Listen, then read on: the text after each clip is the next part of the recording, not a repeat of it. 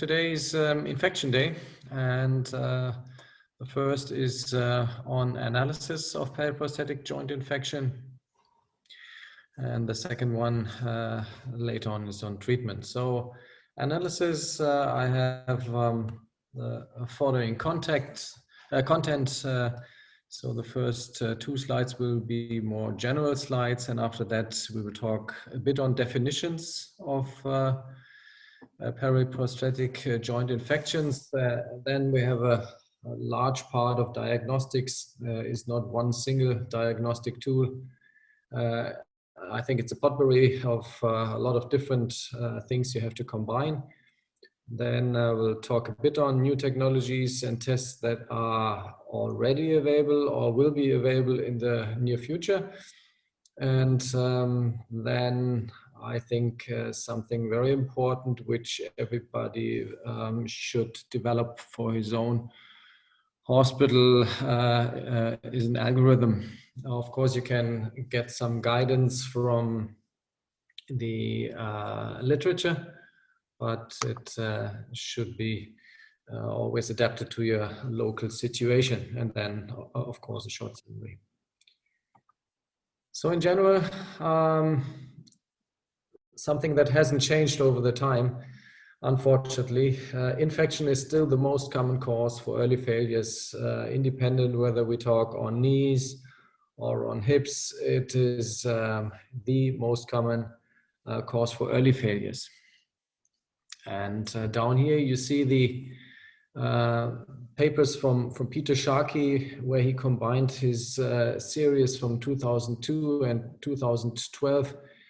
And you see there are some reasons that came down a lot, maybe due to training, like instability or arthrofibrosis or polyethylene wear. But some other topics increased, and especially infection. It was quite a high bar in the 2002 analysis. 10 years later, it is definitely the bar with the highest percentage in the early revision of up to 40%. So that leads to the general recommendation that we always have to think of infection, and we have to rule out infection. Every joint that is coming to your office not working well, infection should be ruled out. A bit on prevalence, first the general numbers. These are US numbers. You see here, that is the numbers of treatments total hip.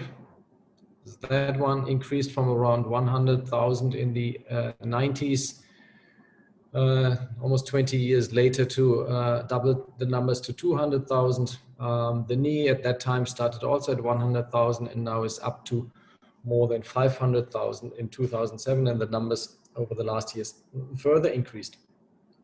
The very a bit frustrating number is shown here on the right side in that graph. So very simultaneously, even in a higher percentage, we have an increase in the infected total hip arthroplasty. So increasing from 1,000 to around 3,000. And from 1,000 in the total knees to more than 6,000. So that means that we don't have an increase only because of an increasing market, also because infection is percentage-wise increasing. So first of all, I think we should talk a bit on definitions. There are some definitions on the in the literature. So different classifications. Very important is, I think, the time aspect. Every acute early infection is defined as an infection that comes within the first 6 weeks after the implantation of the implant. They have acute symptoms, normally including fever, red skin around the hip or a knee, and a very high CRP in the blood.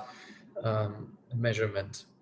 The acute late infectious is, from symptoms-wise, very similar, but it is defined as an acute infection that is later than 3 months after the index surgery.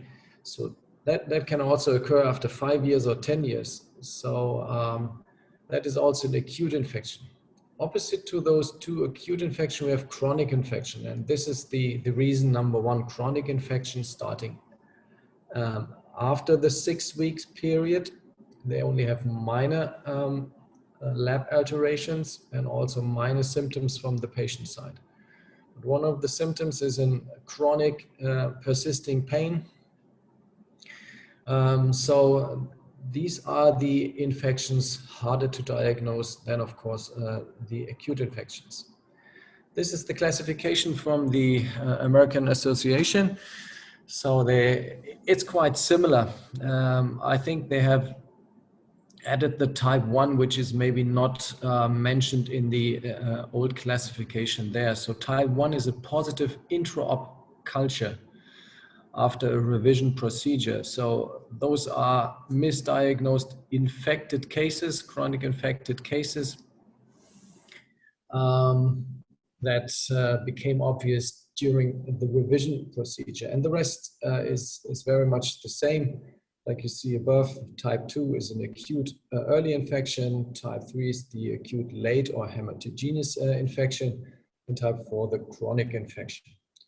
The time frames are a bit different, and so in the older one it was 6 weeks, now it's shorter than a month, and the more recent publications on classifications have shortened that period to 2 or 3 weeks.